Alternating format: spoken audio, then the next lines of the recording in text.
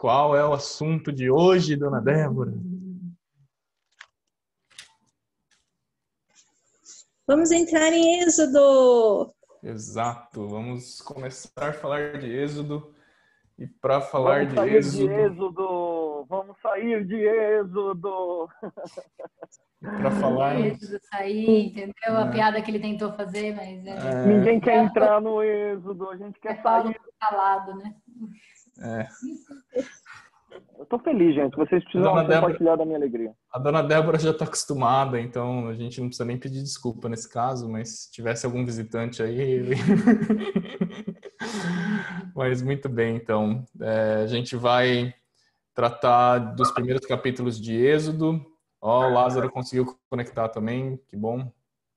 A gente vai tratar dos primeiros capítulos de Êxodo e o que eu queria começar recomendando, eu sempre falo de algum livro para vocês, queria recomendar esse livro aqui para vocês lerem, depois que vocês lerem Êxodo, que vocês leiam esse livro do Dan Juster, Páscoa, a chave para abrir o livro do Apocalipse, e ele vai fazer uma sobreposição do Êxodo com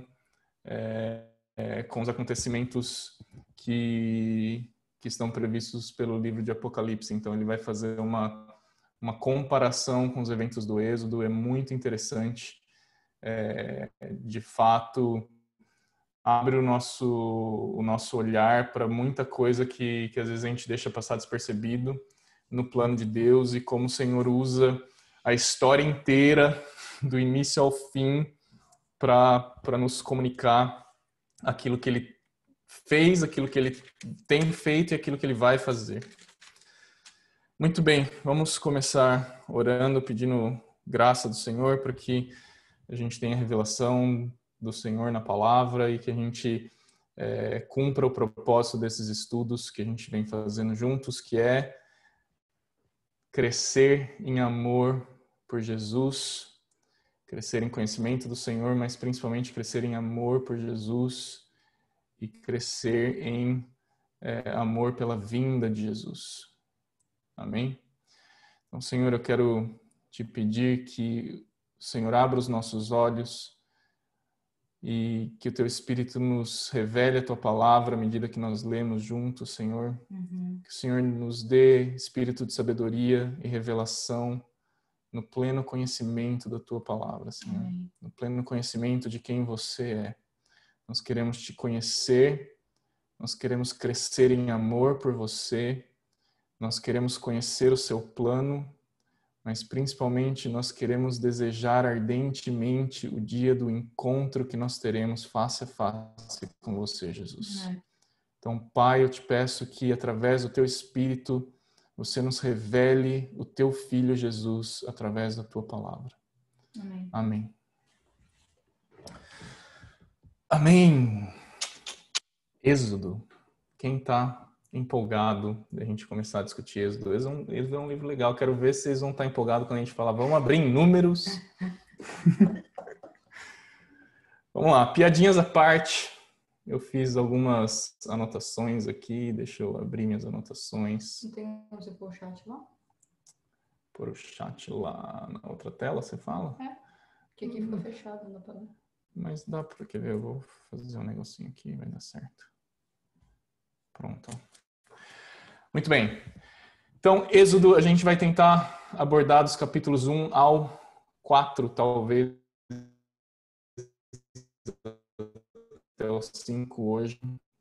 Eu vou tentar fazer um resumo bem breve mesmo, só ressaltando alguns pontos, mas o capítulo 3 e 4 eu quero ler com vocês, versículo por versículo, para a gente não perder nada importante nesses capítulos. Primeira coisa que eu anotei no versículo 1 de Êxodo, né? De Êxodo 1 é que começa dizendo assim, estes são os nomes dos filhos de Israel. É a primeira vez que a gente vê esse termo, filhos de Israel, na Bíblia. Tá? Então, no original, esses são os nomes de Bnei Israel, os filhos de Israel, que entraram no Egito. Algumas versões vai falar, esses são os nomes dos israelitas que que entraram no Egito. O texto original fala, esses são os nomes dos filhos de Israel que entraram no Egito. E é o mesmo termo que fala, e os filhos de Israel se reproduziram e aumentaram muito e multiplicaram-se, tornando-se muito fortes e encheram aquela terra. Então, esses dois termos aí é a primeira vez que está aparecendo dessa maneira, como filhos de Israel, né? É interessante a gente avaliar já nesse versículo 7 também, que fala, né, e os filhos de Israel se reproduziram, aumentaram muito e multiplicaram-se, tornaram-se fortes, encheram aquela terra é a terra do Egito, mas é interessante a gente notar o início do cumprimento daquilo que Deus falou para Abraão, né, que ele multiplicaria a semente de Abraão e eles formariam uma grande multidão. E a gente vê essa multidão começando a se formar, né? Esse povo começando a se formar aqui no Egito. A gente vê nesse capítulo que os egípcios ficaram com medo dos filhos de Israel, porque eles cresciam em número e eles se multiplicavam, e fala que eles se espalhavam pela terra. Isso está no versículo 12. Então, o versículo 12 fala, todavia, quanto mais os egípcios oprimiam o povo de Israel, mais eles se multiplicavam e se espalhavam, de maneira que os egípcios ficaram com muito medo dos filhos de Israel. Então, eles começaram por causa do crescimento do povo de Israel, eles começaram a oprimir o povo de Israel e a escravizar o povo de Israel. E aí fala que quanto mais eles oprimiam, mais o povo se multiplicava. Quanto mais os egípcios oprimiam o povo de Israel, mais o Senhor abençoava eles naquele lugar.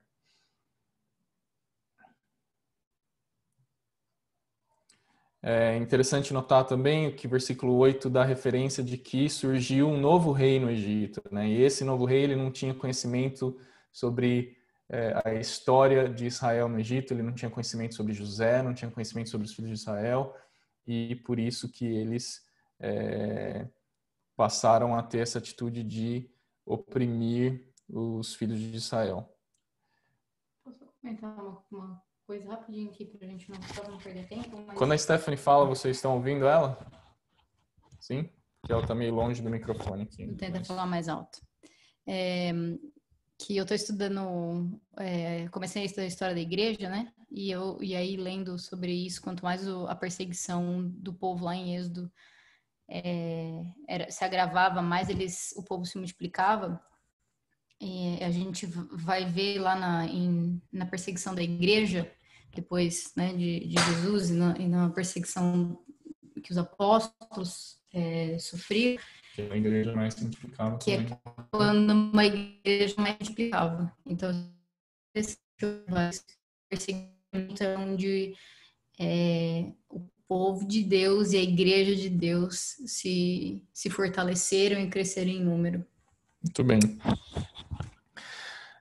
Aqui no versículo 7 também, do capítulo 1, que fala que eles se multiplicaram e tornaram-se fortes, encheram a terra, e daí o versículo 12 fala a mesma coisa, a gente pode notar aqui também o cumprimento daquilo que Deus tinha falado para Jacó. Lembra quando Deus fala, não tema descer para o Egito, porque lá eu vou fazer vocês, vou abençoar vocês e vocês vão crescer. Então isso está em Gênesis 46, versículo 3, a gente tratou isso na última aula, quando Deus fala para Jacó, não tema descer para o Egito, porque eu estarei contigo lá, né? Fala 46:3, fala assim, Deus disse, eu sou o Deus de teu pai, não temas descer para o Egito, porque ali farei de ti uma grande nação, e Deus fala, descerei contigo para o Egito, e certamente te farei voltar do Egito. Então, Deus está falando isso, e é interessante até a gente voltar nesse diálogo que Deus teve com Jacó, porque a gente vai ver que quando ele começa a falar com Moisés, no capítulo 3, ele pega da mesma...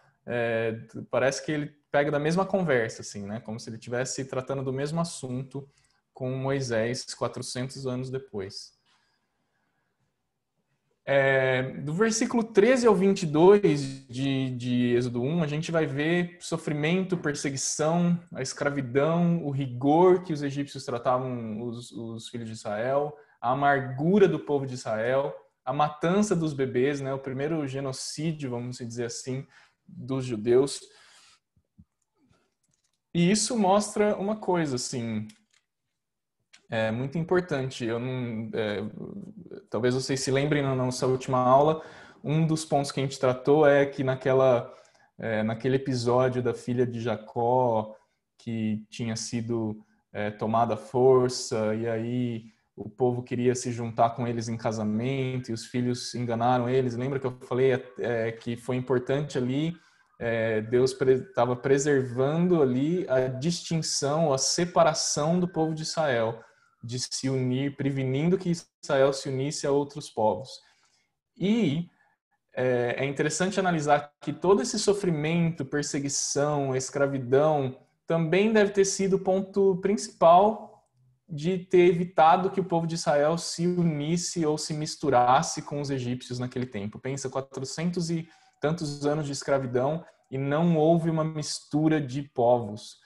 Não houve uma... E talvez se os egípcios tivessem sido extremamente receptivos, né? E juntem-se a nós, vamos formar um só povo e tudo mais, o plano do Senhor não teria sido cumprido da forma como o Senhor queria. Mas como Deus é soberano sobre todas as coisas, até por meio do sofrimento e de tanta amargura do povo, mais uma vez a gente vê o Senhor preservando Israel para que não houvesse uma mistura de povos, tá? Então a gente vê isso bem, bem forte assim, entre os versículos 13 e 22, toda essa questão da perseguição, da amargura do povo judeu. Do versículo 15 ao 22 do capítulo 1, o faraó dá a ordem para o genocídio dos bebês judeus, né? Então, ele pede para que as parteiras, quando perceberem que quando nascesse um bebê homem, que elas matassem o bebê, né? E as parteiras, a gente vê que as parteiras. Isso significa que Deus aprova mentira e Deus gosta de mentira e que pode mentir? Negativo. Como diria Paulo, né, em Romanos tantas vezes, de forma alguma, de maneira nenhuma, né? Isso não significa que Deus aprova mentira ou que Deus é a favor da mentira. Mas isso prova que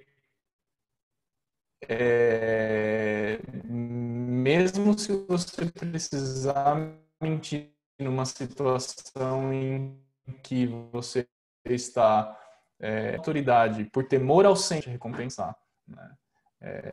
A gente vê isso na história recente, por exemplo, do Holocausto. Quantas pessoas que escondiam judeus tinham que mentir e manipular tantas situações para que eles pudessem esconder judeus e salvar judeus. E foi a mesma coisa que essas parteiras fizeram. Elas mentiram, desobedeceram a ordem do faraó, porque, versículo, não sei qual aqui exatamente, deixa eu achar, fala que elas temeram a Deus, no versículo 17. As parteiras, porém, temeram a Deus e não obedeceram à ordem do rei do Egito, né? E por causa disso, a palavra fala que o Senhor abençoou elas com famílias para elas.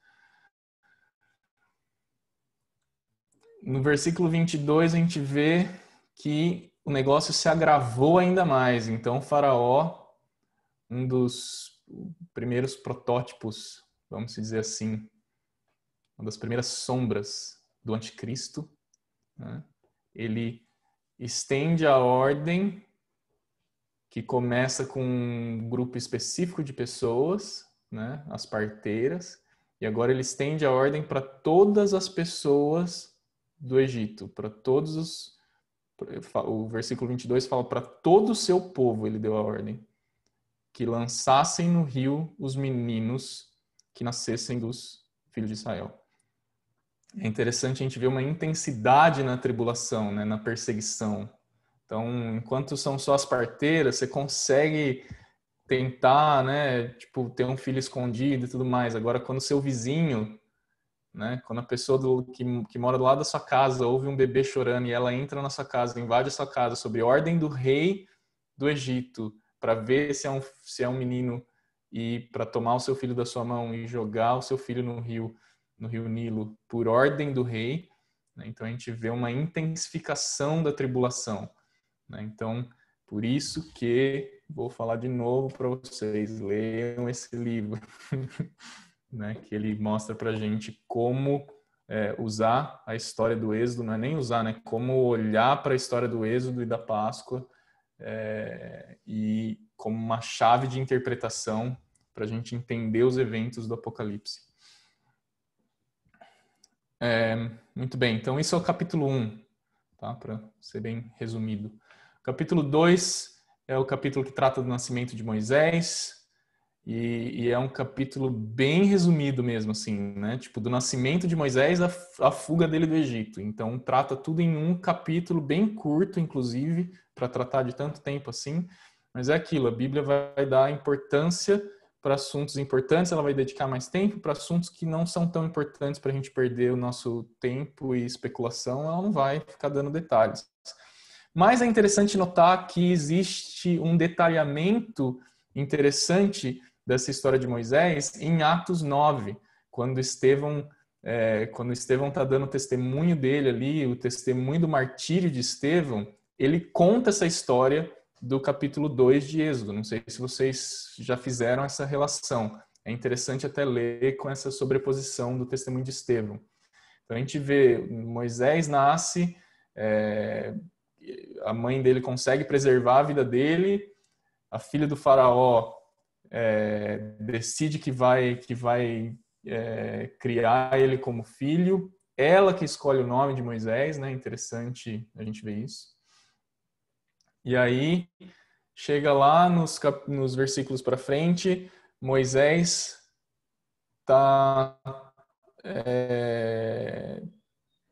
ele está indo visitar os irmãos, né? Como fala quando é da mesma... Mãe? Não, da mesma... Enteado? Não. Não, vida, da mesma raiz cultural, do mesmo povo.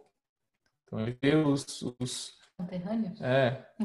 De Israel, e aí ele vê um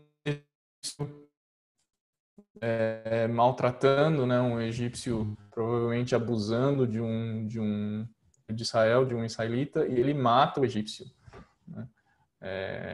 E depois ele vai tentar apaziguar uma situação entre dois israelitas, e ele é acusado por um dos israelitas, falando: quem que você pensa que é? Quem que te fez juiz entre nós? Eles falam, né? Um deles fala: quem te fez juiz entre nós? Você vai me matar também, igual você matou o egípcio? E daí ele vê que as pessoas sabiam disso e ele foge, fala que o faraó tentou procurar Moisés para matar Moisés. Ele foge não só porque as pessoas estavam sabendo, mas sim também porque faraó queria matar ele porque ele tinha matado esse egípcio em favor do israelita, né?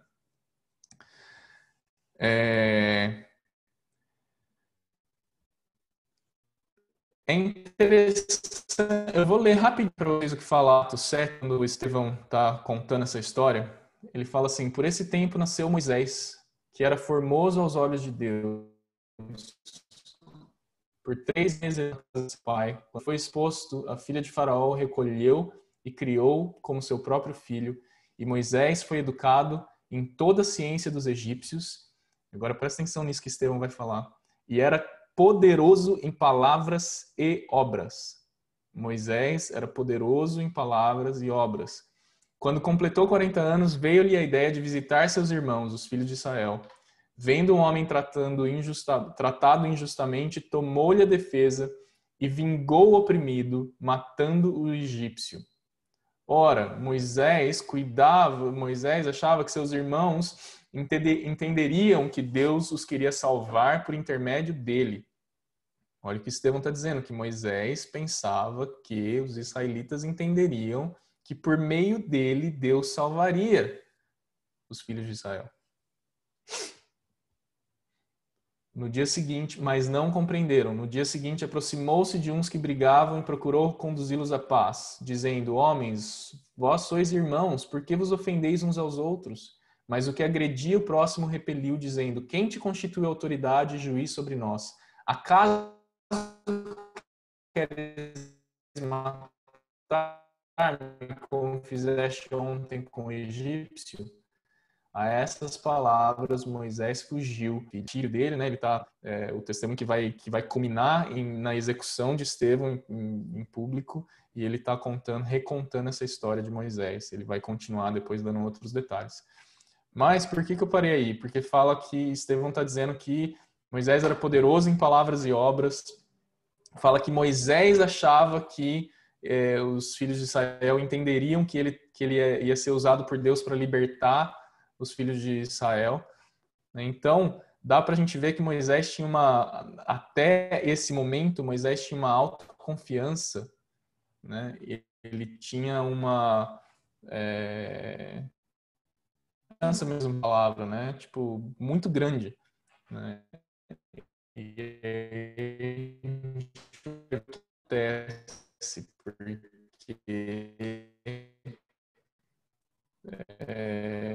fica nítido que Deus não quer nos usar no nosso sente, mais para qualquer coisa é Ele. Sim.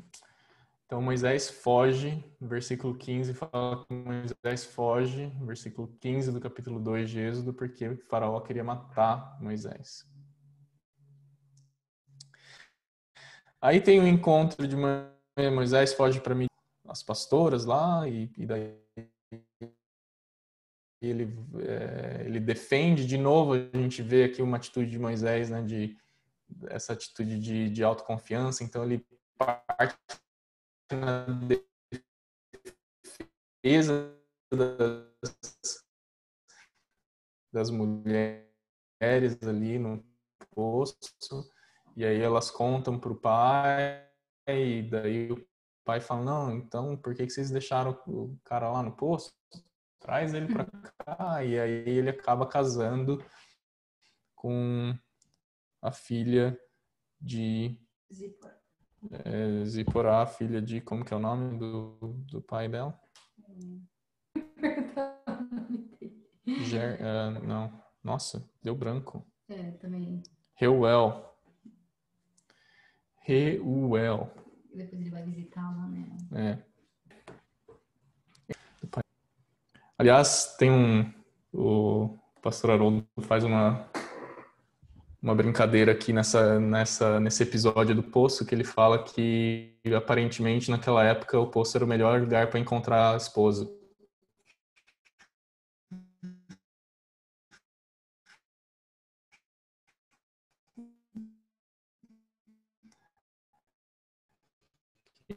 A gente vê que o servo de Abraão encontrou Raquel. José está lá no poço. Do versículo 23 ao 25. Diz assim: depois de muitos dias, o rei do Egito morreu. Os israelitas continuavam gemendo debaixo da escravidão. Então clamaram, e o seu clamor, por causa da escravidão, subiu a Deus. E ouvindo os gemidos deles, Deus lembrou-se da sua aliança com Abraão, com Isaque e com Jacó. E Deus olhou para os israelitas e viu a condição em que eles se encontravam. É muito interessante ler esse versículo e pensar assim: como assim Deus se lembrou? Por acaso significa que Deus se esqueceu? E aí vou parafrasear Paulo de novo: de modo nenhum. De modo nenhum. Né? Uma explicação muito interessante aqui também, que eu ouvi uma vez, é que é como se fosse uma analogia, como se Deus fosse tanto o diretor do teatro como um ator principal. Então, o diretor, ele sabe tudo que vai acontecer. Mas como ator, né, ele está participando dessa história. Então, a palavra narra a participação de Deus nessa história. Então, quando aparece assim, Deus se lembrou, ou Deus falou, ou Deus ouviu o clamor, né? Não significa que a primeira vez que eles clamaram, Deus não conseguiu ouvir, e nem que Deus tinha se esquecido da aliança, né?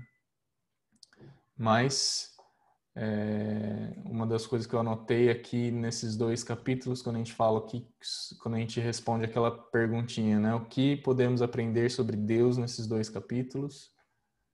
Uma das coisas é sobre a aliança que ele fez com Abraão. Muito bem, depois eu vou fazer aquelas 3 perguntas que podemos aprender sobre Deus, o que podemos aprender sobre nós e o que podemos obedecer. Mas vamos a um texto que é um marco em Êxodo, porque é quando Deus fala com Moisés a primeira vez, e a partir daí muita coisa se esclarece para nós, principalmente sobre a pessoa de Jesus e sobre a divindade de Jesus, sobre Jesus como sendo Deus. Muito bem, Jetro. Como que eu podia esquecer o nome de Jetro? Tá vendo? Ele usa nomes diferentes. Então vamos ler versículo a versículo aqui no capítulo 3. Moisés estava cuidando do rebanho de Jetro, seu sogro, sacerdote de Midian. E levou o rebanho para o deserto, chegando ao Horebe, o monte de Deus. Bem, até aí tá ok. Versículo 2. E o anjo do Senhor apareceu-lhe. Então nós já vimos essa figura aparecendo outras vezes. E o anjo do Senhor apareceu-lhe. Marca isso aí, apareceu. Não estava falando o anjo do Senhor falou, bradou do céu.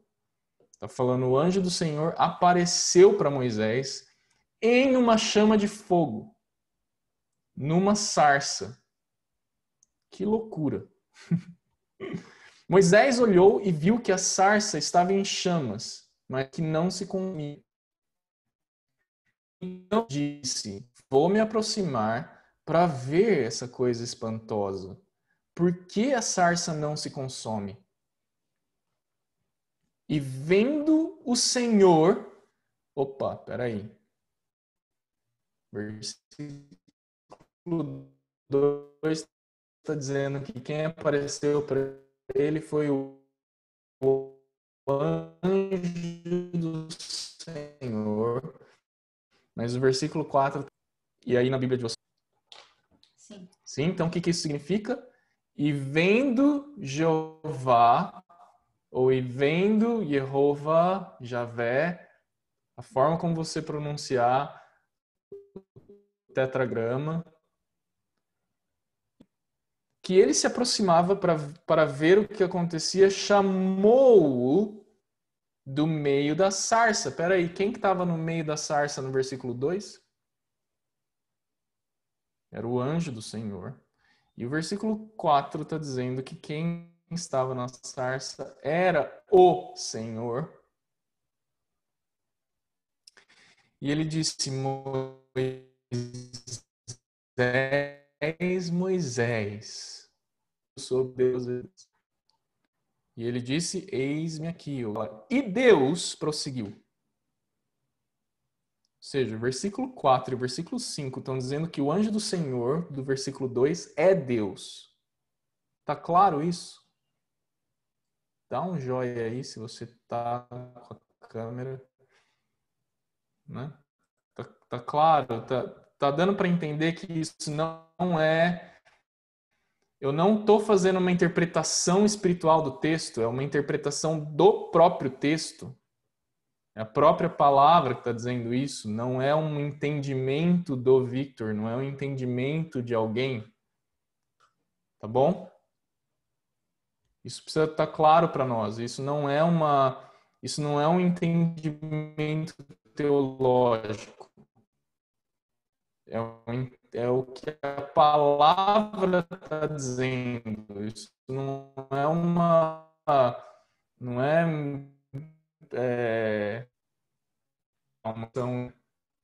O texto está dizendo. Falo isso com muito cuidado, porque eu não estou querendo dizer que a gente não precisa da revelação do Espírito Santo, pelo amor de Deus. Versículo 5. E Deus prosseguiu: não te aproximes daqui, tira a sandália dos teus pés, pois o lugar onde você está é terra santa. E disse mais, eu sou o Deus de teu pai, o Deus de Abraão, o Deus de Isaque, o Deus de Jacó. E Moisés escondeu o rosto, pois teve medo de olhar para Deus. Veja bem, o anjo do Senhor, Moisés se refere a ele como o próprio Senhor, fala no versículo 5 que Deus prosseguiu, e no versículo 6 ele disse: eu sou o Deus de Abraão, Isaque e Jacó. Lembra que quando o anjo do Senhor apareceu para Jacó, ele disse: eu sou o Deus de Abraão, eu sou o Deus de Isaque? E ele está repetindo esse mesmo padrão de como ele se identifica, agora como Deus de Abraão, de Isaque e de Jacó.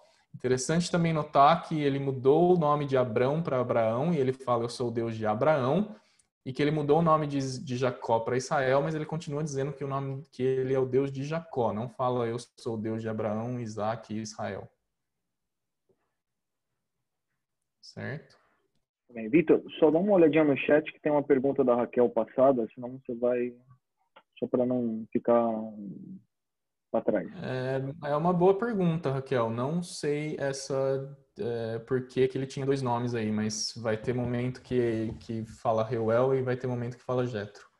Se alguém souber... Na passagem fala só que ele também era conhecido como Reuel. Né? Era, sei lá, acho que era comum ter nomes... Não é a primeira vez que a gente vê uma pessoa chamada por dois nomes. Mas não é um ponto relevante, assim, pra gente... vamos entender por que tinha dois nomes. Acho que não... A gente não precisa gastar muito tempo nessa parte.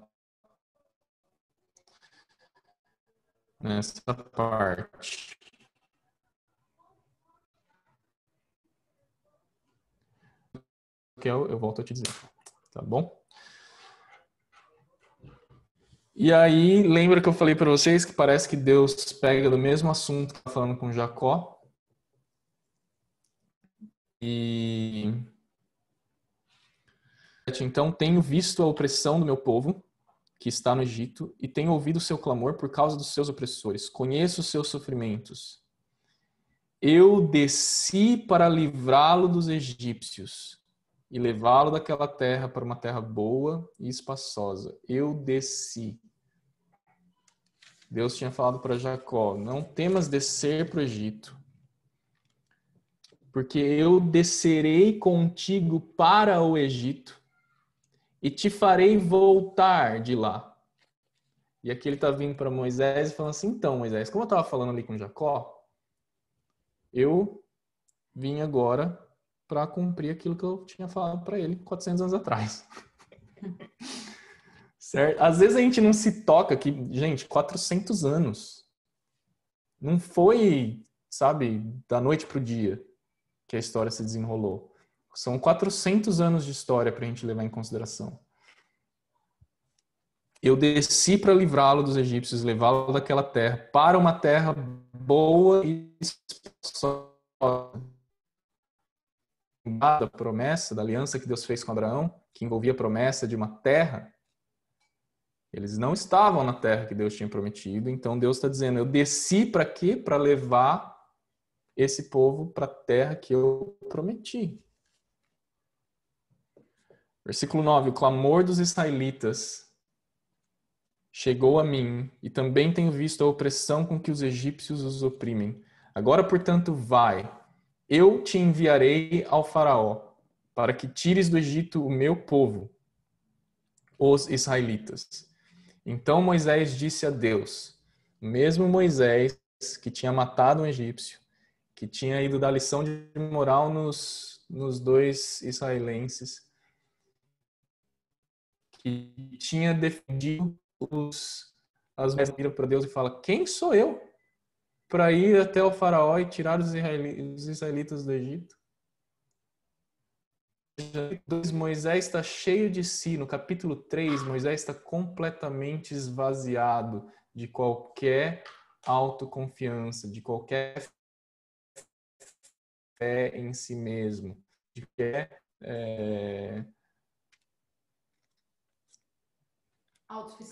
autossuficiência, exatamente. Tá vendo como eu preciso de você aqui do meu lado? Eu sou completadora de frases. E veja que Deus não corrige a visão que Moisés tem de si mesmo. Deus não fala assim, não, Moisés, você está pegando pesado com você mesmo. Não, ele simplesmente fala, eu serei contigo. Deus lhe respondeu, no versículo 12, certamente eu serei contigo, e isso será um sinal de que eu te enviei. Quando houveres tirado o culto aí nesse, que é o Monte Horebe, Monte do Senhor. Depois a gente vai ver que monte é esse. Então Moisés disse a Deus, quando eu vi os israelitas e disseram, o Deus de vossos pais me enviou a vós, e eles me perguntarem, qual é o nome dele? O que eu devo dizer? Versículo 14, Deus disse a Moisés, sou o que sou. Assim, eu sou. No livro de João, leiam o livro de João e vejam quantas vezes Jesus fala, eu sou.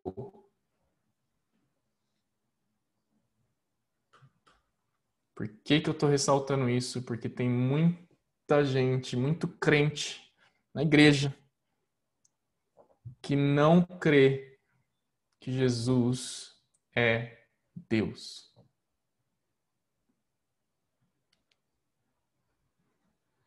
E aqui está ficando claro que esse anjo do Senhor que apareceu na sarça ardente para Moisés é o mesmo sujeito que está dizendo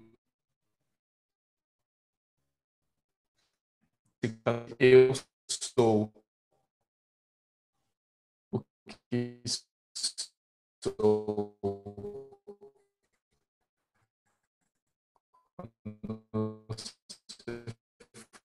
Você vai dizer eu sou, me envio. Ainda Moisés, assim de mente. Deus eternamente vai ser conhecido como Deus de Abraão, Isaac e Jacó. É até Jesus voltar, né? Não. Eternamente. É até Jesus voltar, porque daí substituiu a igreja, agora Israel é a igreja, então é o Deus da igreja. Não! É o Deus de Abraão, Isaac e Jacó, eternamente. Cara, se você gritar de novo, eu vou me assustar de novo, cara. É pra assustar mesmo, pra ver se você tá prestando atenção. Tá prestando atenção. Você deu um não que eu tava com o fone aqui, que eu não! Esse é o meu nome eternamente, e assim serei lembrado de geração em geração. Vai, reúne os anciãos de Israel e dize-lhes, o Senhor, o Deus de vossos pais, o Deus de Abraão, Isaac e Jacó, apareceu-me. Anota, grifa essa palavra. O Deus de Abraão, Isaac e Jacó apareceu para Moisés. Apareceu para Moisés. O mesmo apareceu que está usando no versículo 2. O anjo do Senhor apareceu para Moisés. E disse, certamente o que tem sido dito. E digo do teu do Eveu Jebuseu para uma terra que dá leite e mel. Eles atenderão a tua voz, e tu e os anciãos de Israel ireis ao Egito, ao rei do Egito, para dizer-lhe: o Senhor, o Deus dos hebreus, encontrou-nos. Ele encontrou com o povo. Agora deixa-nos ir caminhando por 3 dias deserto adentro para oferecermos sacrifícios ao Senhor nosso Deus. Veja que eles vão oferecer sacrifícios sem nem ter ainda a instituição do sacrifício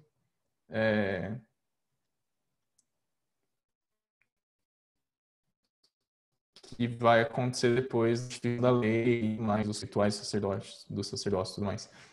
Meu pai colocou aí, Raquel, sobre o nome do sogro de Moisés. Obrigado, pai, pela rápida pesquisa aí, por compartilhar. Então, Jetro era o título. Não sabia disso, não. Muito bom. Muito bem, continuando.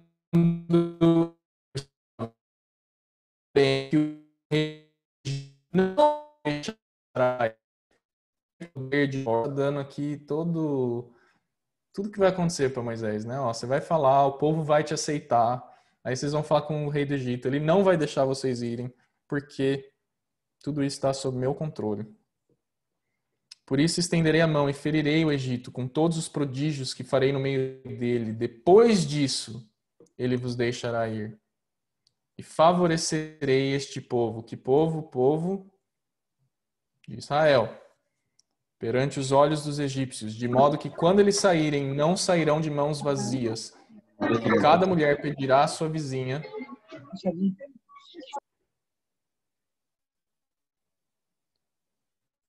Porque cada mulher pedirá à sua vizinha e aquela que estiver hospedando joias de prata e de ouro e também roupas que colocarei sobre os vossos filhos, sobre as vossas filhas. Assim despojareis os egípcios.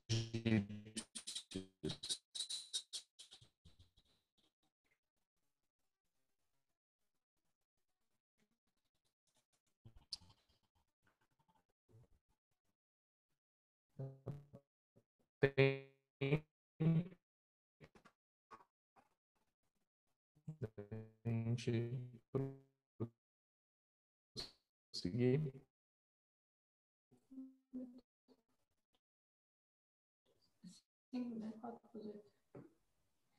Então não dá tempo da gente prosseguir. Porque tem bastante coisa para bom, mas eu vou te capacitar. Fica naquele drama de Moisés negociando com Deus até que a ira de Deus se acende contra Moisés. Então imagina, a ira do Senhor se acendeu com Moisés ali naquele momento.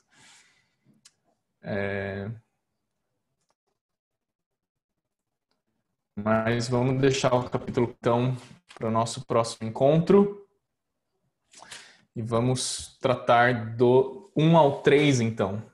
Do capítulo 1 ao 3, isso tudo que a gente conversou. O que podemos aprender a respeito de Deus?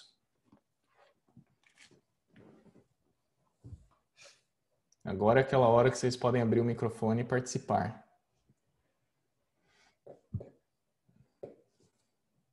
Senão o Paulo Calado vai começar a chamar por nomes aí.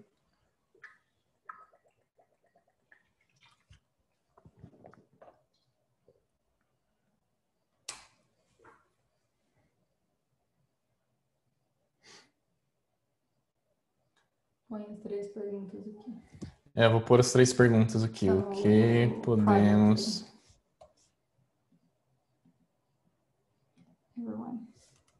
Coloca as 3 perguntas. Pedro, tu me amas? Pedro, tu me amas? Vai, Débora. Seja a primeira a invadir o espaço aí. Vai lá.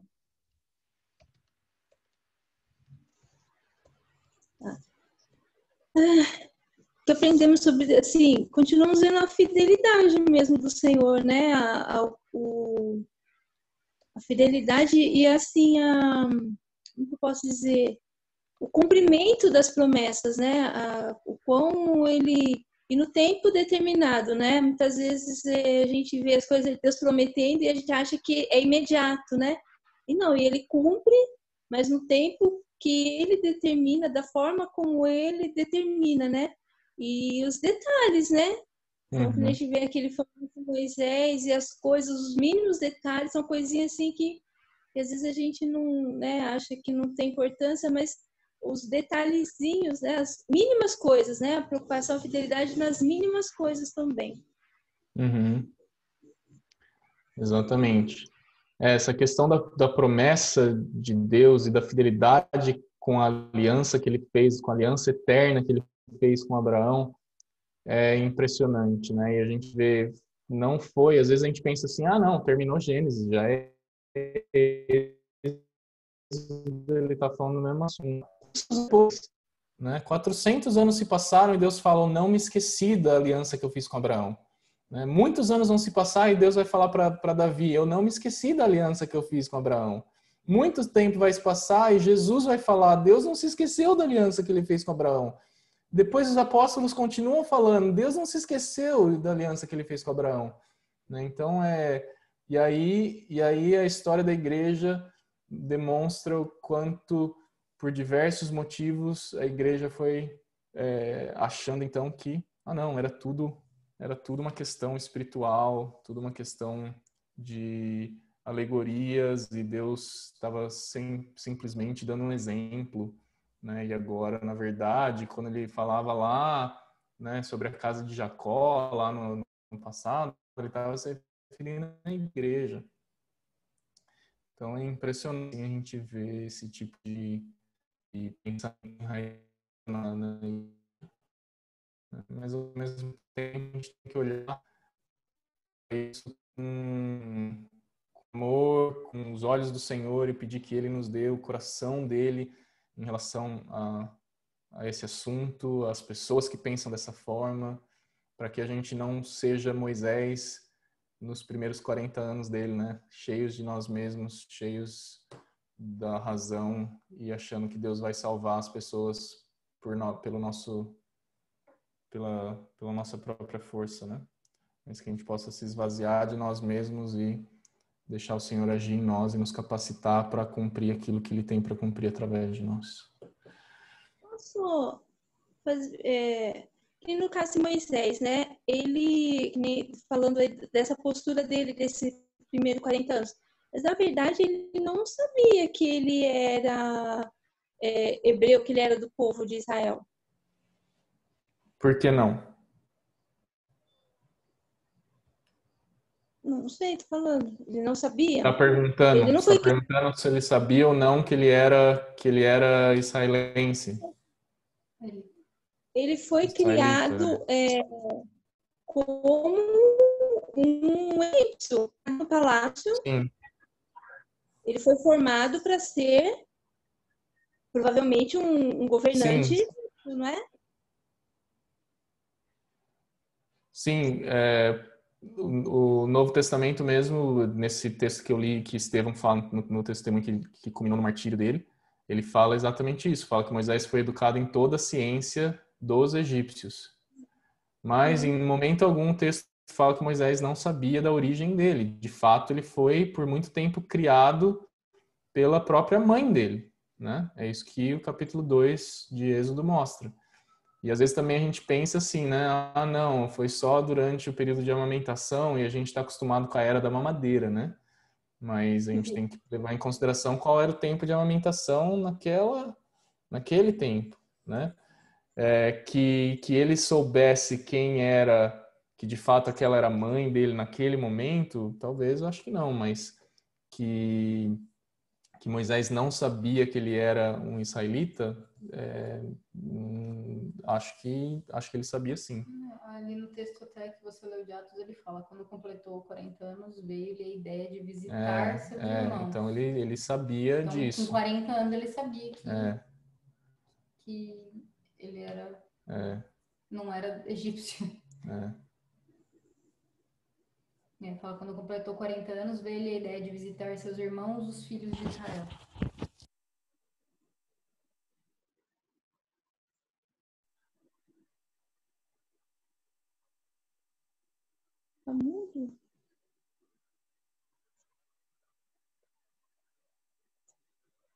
Tá sem som?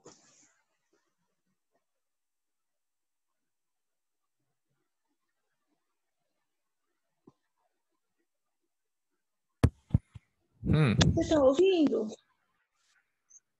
Para nós tá sem som. A gente tá ouvindo. Voltou agora, pode falar que voltou.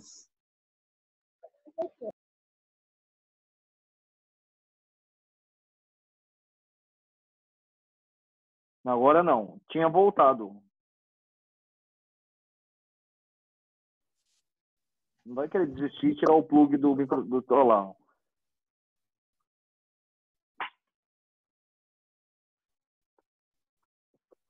Eu esqueci, não dá eu falar mais.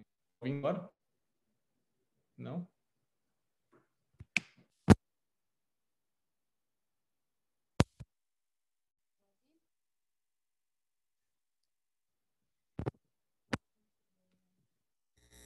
Tá ouvindo agora sem o microfone da lapela aqui? Você viu?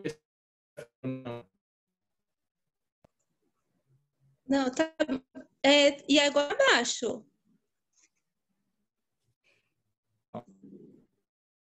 Tá, não, Tá baixo por causa do microfone. Que fala dos irmãos, que ele foi visitar os irmãos. Tá, ouvi.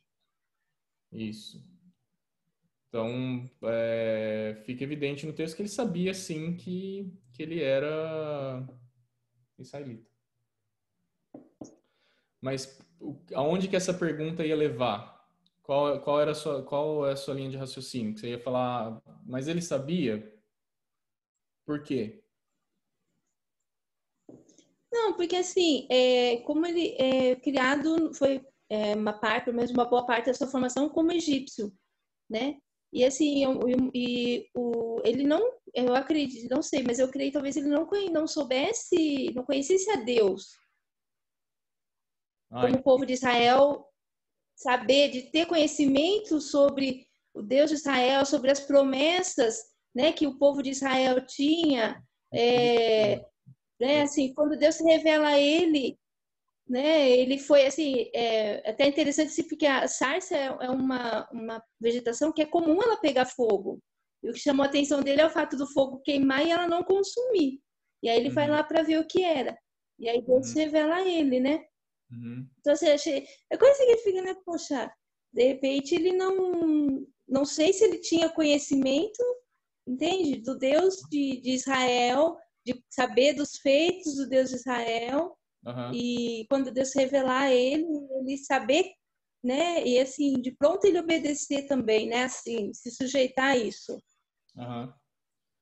Alguém quer comentar alguma coisa sobre o que a Débora está falando antes de eu elaborar uma resposta? Eu acho que sim. Na questão, a gente, pelo que a gente compreende de história, não só história bíblica, de uma história geral. Desde que é inserido o bem, é inserido o mal. E isso em todas as culturas foram colocadas dessa forma. Por mais que Moisés foi criado a princípio dentro do ambiente em um território egípcio, obviamente que os próprios egípcios eles também sabiam das histórias do que diz respeito à questão dos judeus, dos hebreus e de todo o contexto, né, que envolvia isso. Até porque muitos do que estavam no Egito nessa época tinham sido, de certa forma, escravizados. Então, é algo que nunca ele não sabia, mas talvez ele não tinha profundidade. E aí entra numa questão até da forma assombrosa dele, né? Da forma de espanto de ele enxergar a questão da sarça. Se fosse algo do cotidiano dele, talvez ele daria de uma forma mais singela, mas não. Quando aconteceu isso, ele realmente ficou assombroso ali. E, de certa forma, deveria, né, de ter sido um evento assim, completamente intenso. Bom, vamos lá. O que eu ia comentar a respeito disso também é o seguinte: esse pensamento, a linha de raciocínio da Débora, ela mostra como a gente tenta interpretar a Bíblia com a nossa cabeça ocidental do século 21. a gente precisa tentar olhar para a palavra olhando para o momento em que aquilo aconteceu e também pensar na hermenêutica de quem, ou melhor, né, no que o autor que escreveu aquilo estava querendo dizer naquele contexto, né? E por que eu tô dizendo isso? Porque a gente tende a pensar assim, não, se essa história tivesse acontecido hoje, Moisés não iam esconder dele a origem dele, ia ser escondida e ele não queria saber, e quando ele fosse saber, ele não ia ter conhecimento das coisas e tudo mais. O que importante pensa que Deus trabalhando com Abraão, Isaac, Jacó, José, os filhos de Jacó, 400 anos se passaram e esse povo clama ao Deus de Abraão, de Isaac e de Jacó, esperando o quê? O cumprimento de uma promessa. Lembra que a gente falou que Jacó não queria ser enterrado no Egito? Lembra-se disso? José também não queria ser enterrado no Egito? Lembram-se disso? Por que eles não queriam ser enterrados no Egito? Porque eles criam no cumprimento literal de uma promessa que Deus tinha feito para Abraão, repetido para Isaac, para Jacó e agora para os filhos de Israel. Então a gente vai ver isso acontecendo para Moisés e falar, olha, vocês passaram por isso, vocês estão marcados, vocês passaram por isso para vocês me conhecerem quem eu sou, porque antes vocês me conheciam só como o Deus dos seus pais. A partir do Êxodo, o povo de Israel vai conhecer Deus e ter relacionamento com Deus, e Deus fala, vocês têm que passar isso de geração para geração, falar de geração em geração. A gente vê um desenrolar de uma história em que as pessoas não deixavam, elas não... Eu penso assim, na cabeça de um judeu naquele tempo, né, ou de um israelita naquele tempo.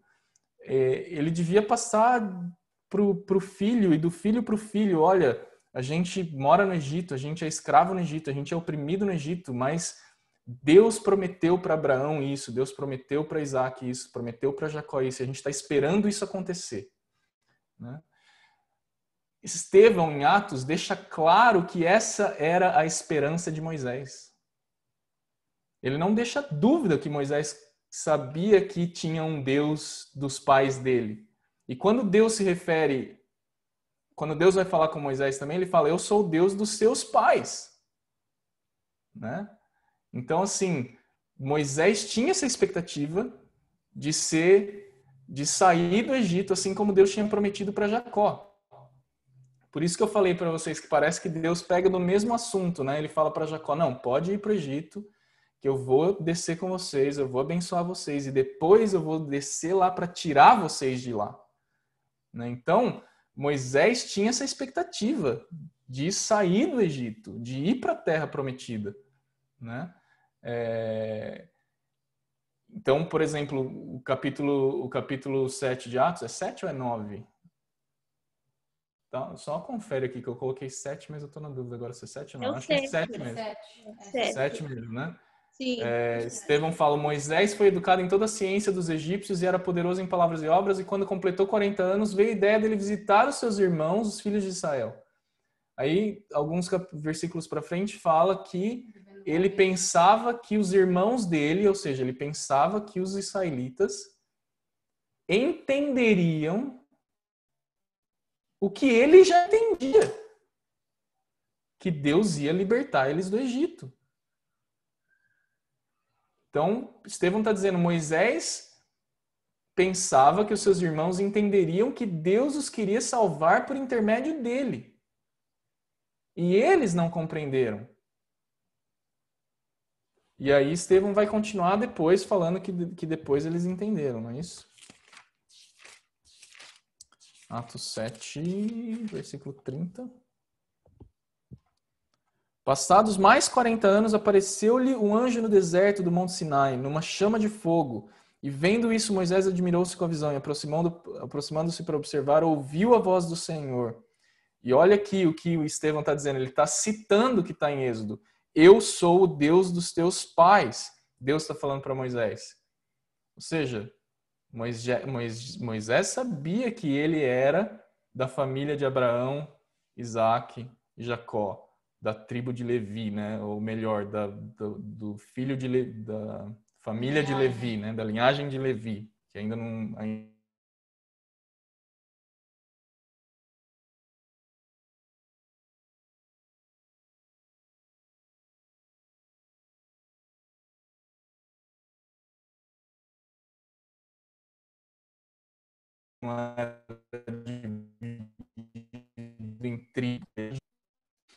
Assim, os israelitas ali durante aquele período de escravidão no Egito. Qual era a expectativa deles? Pelo que eles ansiavam? E quando o negócio apertou demais no capítulo 2, né? Pensa o sofrimento daquele povo, o genocídio dos bebês, né? Aquela matança dessas vidas tão inocentes, assim. É bom a gente lembrar que Deus vai vingar tudo isso, né? Um dia. Tem o dia da vingança do Senhor. Então essas almas, a gente pensa assim, né? A gente tende a nem levar em consideração muitas vezes imagine quantos bebês foram mortos naquela época, né? E aí fala no versículo 23 do capítulo 2 que o rei do Egito morreu e os israelitas que estavam ainda gemendo debaixo da escravidão clamaram. E o seu clamor por causa da escravidão chegou a Deus. E ouvindo os gemidos dele, Deus se lembrou da aliança que fez com Abraão. E Deus olhou para os israelitas. Então, assim, eles clamaram. Clamaram para quê? Então, assim, eles tinham essa expectativa de sair dali do Egito, de que aquilo que Deus tinha prometido para Jacó, antes de Jacó descer para o Egito, Deus ia cumprir um dia, né? Deu para entender, Débora, essa parte? Eu não sei se você concordou ou não com essa explicação, mas... E aí deixa aberto para mais algum comentário, se alguém quer expor de uma maneira diferente até do que a gente está falando. Ele viveu 40 anos ali também antes, né? Um povo no deserto. Sim, mesmo depois que ele fugiu, né? Ele ficou mais 40 anos. Então, vamos dizer assim, foi 40... encontro com Deus. Foram basicamente 40 anos de desintoxicação, dizer assim. Né? Exatamente. E 40 anos com essa consciência de quem ele era, né? E com essa expectativa também.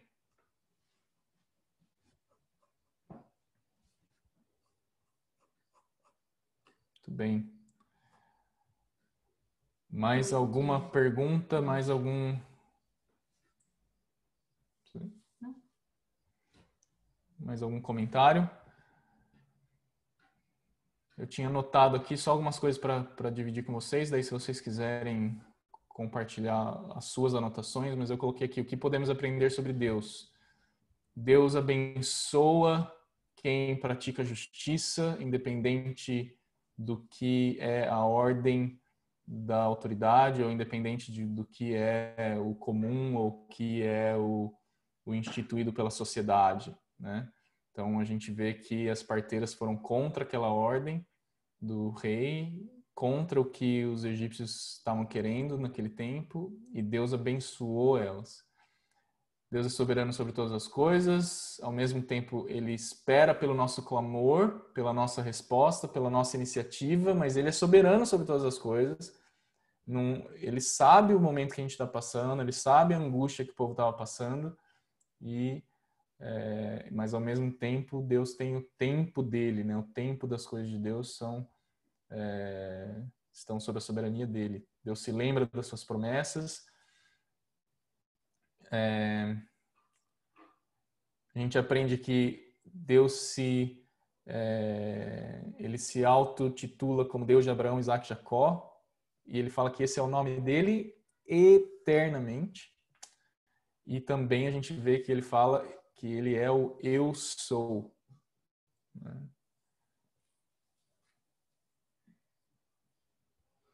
Depois tem algumas coisas aqui que eu anotei que são mais em relação ao capítulo 4.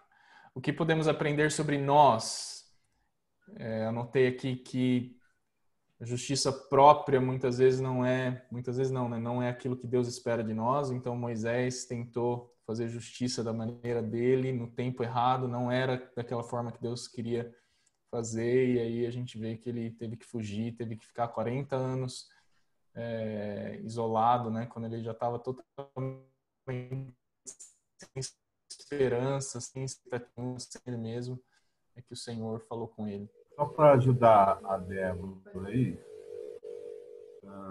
nesse capítulo de Atos 3 que você está lendo, quando Estevão fala, ele fala exatamente isso, que Moisés, que você até comentou aí, que Moisés pensava que os israelitas entenderiam que ele ia libertá-los.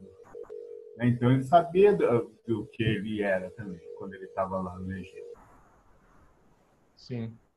Porque Moisés pensava que os israelitas iam entender que ele ia ser o libertador, né? Ele ia dar fazer lá, libertar o povo, né, da escravidão. Né? Exatamente. Ele sabia quem ele era. Né?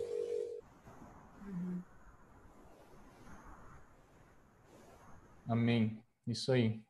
O que mais podemos aprender sobre nós? Deus nos usa na nossa incapacidade, não é mesmo? Quando Moisés achava que ele era capaz, Deus não fez nada. Quando ele tinha certeza que ele era incapaz, aí Deus falou, você é mesmo incapaz, mas eu vou com você, né? Eu é que vou fazer.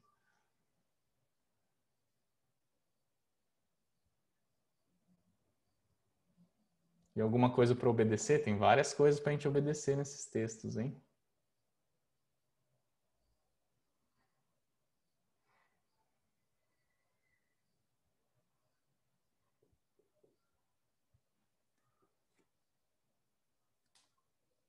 Talvez o temor do Senhor seja o assunto mais importante aqui da obediência, né? Que a gente vê que aquelas parteiras temeram o Senhor e por isso que elas foram desobedientes e mentiram para o faraó, mas o Senhor se agradou daquele posicionamento delas. Então, pode mentir? Não. Pode desobedecer a autoridade? Não. É isso que a Bíblia ensina? Não. Mas e nessas situações? Nessas situações, se for contra aquilo que é correto diante de Deus, aí a gente tem um backup. Assim como tantas histórias do Holocausto, né, e de perseguição aos judeus e outros grupos que são perseguidos no mundo, né? Muito bem, pessoal. E, obviamente, essa atenção ao anjo do Senhor que de novo aparece para Moisés, e a gente pode entender então que se esse anjo, que Gênesis é tratado como um homem, que é um anjo e que em alguns versículos é o próprio Deus, então é interessante e é maravilhoso a gente ver a pessoa de Jesus aparecendo e tendo uma participação ativa no desenrolar da história desde o Gênesis, desde o início de todas as coisas. E não só de uma maneira figurativa, como alguém que estava lá no céu com uma varinha de condão, fazendo as coisas acontecer, mas como um homem que é Deus, que é real, que aparece. Certo? O desejo de Deus de se tornar acessível para as pessoas, muito bem, eu não tinha visto esse comentário também, é muito importante isso. Lázaro tá quietinho hoje, não vai comentar nada, meu amigo do Instagram. Põe as 3 perguntas aqui, eu pus ali, ó. Foi depois. Muito bem. Paulo, mais algum comentário? Não, eu só, há algum tempo eu li um livro, não me recordo o livro, mas tinha uma citação interessante a respeito dessa questão de Moisés, que fala que durante esses processos de 40 anos dele, inicialmente para essa transição, e por incrível que pareça, foram 40 anos que o povo caminhou no deserto. Vocês já devem ter ouvido isso, mas durante os primeiros 40 anos dele, com ele, foi Deus tirando o Egito de dentro dele. Para os próximos 40 anos, ele tirar o povo de dentro do Egito. Então, achei bem pontual essa citação, é bem bacana.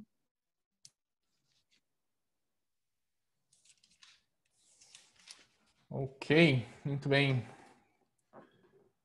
Pai, posso pedir para você orar e a gente encerrar hoje? Pode ser? Senhor, nós te damos graças por mais esse estudo, pela tua palavra, que realmente nós venhamos entender aquilo que o Senhor quer falar conosco, aquilo que nós temos que aproveitar dessa tua palavra. Senhor. Obrigado pela vida do Vitor, do Paulo, da Débora, da Raquel, do Lado, do Paulo, dessas pessoas que estão conosco até agora, Senhor, que o Senhor realmente venha trabalhar nas nossas vidas. Faça, Senhor, a tua obra, dá-nos, Senhor, entendimento da tua palavra, Senhor. Que muitas vezes nós passamos despercebido, como quando lemos, Senhor, o Velho Testamento, mas que faz tão parte da nossa vida hoje, Senhor. Que nós possamos realmente aprender a tua história, Senhor. Aprender todos os momentos que Jesus apareceu.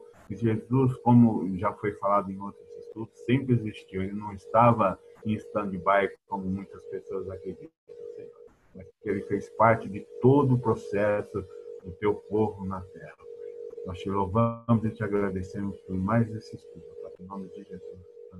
Amém.